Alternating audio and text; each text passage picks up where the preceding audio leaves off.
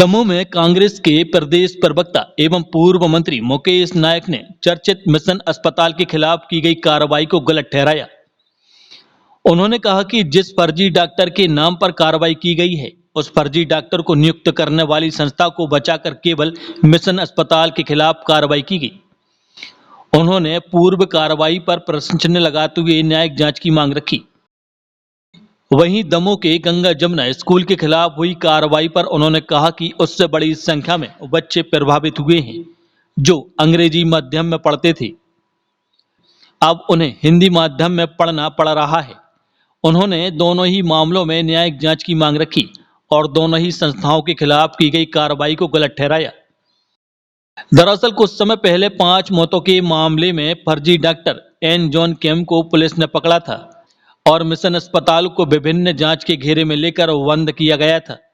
ऐसे ही गंगा जमुना स्कूल में हिंदू लड़कियों को हिजाब पहनाने के मामले में गंगा जमुना स्कूल को बंद किया गया था। मामला शुद्धतम अन्याय का है। आप सोचिए कि 700 मरीज प्रतिदिन जिस संस्था में जा रहे हैं, आप गलती करने वालों को तो छोड़ रहे हैं और संस्था को खत्म कर रहे हैं।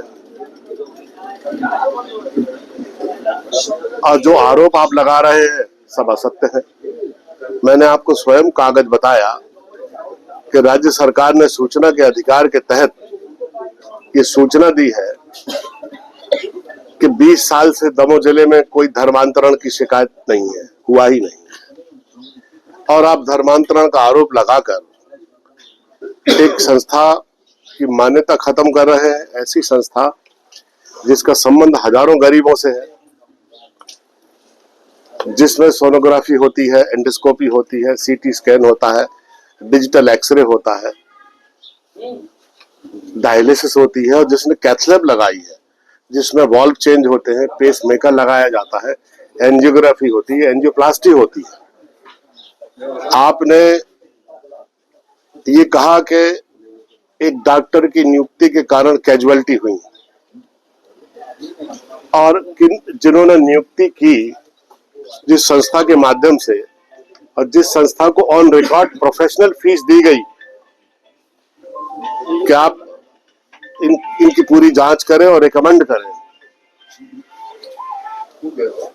वो संस्था बदल गई, उसने पैसे भी ले लिए। जो डॉक्टर जबलपुर से आया था जिससे शिकायत लिखवाई गई, उस डॉक्टर का स्टेटमेंट तो मैंने आपको पत्रकार वार्ता में बताया है कि वो क्या कह रहा है। और इतने कंट्राडिक्शंस कैसे हो गए। जो कैथ लैब है उसके पंजीयन को अनवैलिड कहा है इन्होंने, जबकि एक जो भी डीएम कार्डियोलॉजिस्ट है उसके पास ओटीपी जाता है, उसके बाद फिर ऑनलाइन रजिस्ट्रेशन होता है। रजिस्ट्रेशन के बाद ही जिले चिकित्सा अधिकारी और कलेक्टर अनुमति देता है। ये सब अनुमति दी और बाद में कहने लगे सब अनवैलिड है। जिन्होंने इतने वर्षों तक सेवा की, लोगों को रोजगार दिया, उनकी पूरी यश, कीर्ति, सम्मान सब आपने धूल धूसरित कर दिया। मैंने पूरी डिटेलिंग करी है और आपको लिखित में पूरा स्टेटमेंट भी अपना दिया है। काफी दिनों बाद कांग्रेस इस मुद्दे को उठा रही है, काफी लंबा टाइम।